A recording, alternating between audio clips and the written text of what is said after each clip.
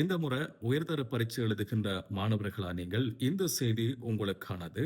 இந்த இயற்கை அனர்த்தத்தினால உங்களது ஆவணங்கள், தேசிய அடையாள அட்டை, கடவுச்சீட்டு அல்லது வாகன சாரதி அனுமதி பத்திரம் இவை தொலைந்து போயிருக்கலாம்.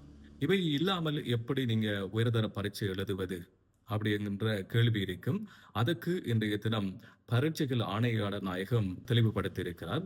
இவை அனைத்தும் தொலைந்து போயிருந்தாலும் பரீட்சை எழுதுவது உங்களுக்கு தடையாக இருக்காது. நீங்கள் பரீட்சைக்கு தோற்றவனும் எழுதணும். எப்படி நீங்க பரீட்சைக்கு தோற்றுவது அப்படிங்கிறதையும் சொல்லியிருக்கிறார்.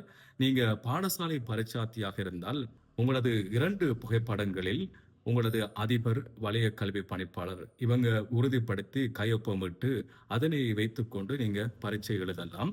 நீங்க தனிப்பட்ட பரீட்சார்த்தியாக இருந்தா கிராம சேவகர் ஊடாக உங்களை உறுதிப்படுத்தி பிரதேச செயலாளரினுடைய கையொப்பத்தை பெற்று உறுதிப்படுத்தி தற்காலிகமாக பயன்படுத்தி நீங்க பரீட்சை எழுதலாம்.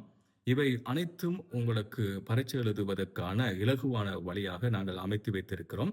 இயற்கை அனர்த்தத்தினால உங்களது ஆவணங்கள் தொலைந்து போய் விட்டது என்ற கவலை வேண்டாம்.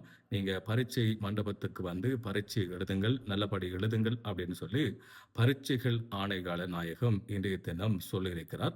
இந்த தகவலானது நிறைய மாணவர்களுக்கு ஏஎல் எக்ஸாம் உயர்தர பரீட்சை எழுதுகின்ற மாணவர்களுக்கு பிரயோசனமாக இருக்கும். இந்த வீடியோவை ஷேர் பண்ணுங்க.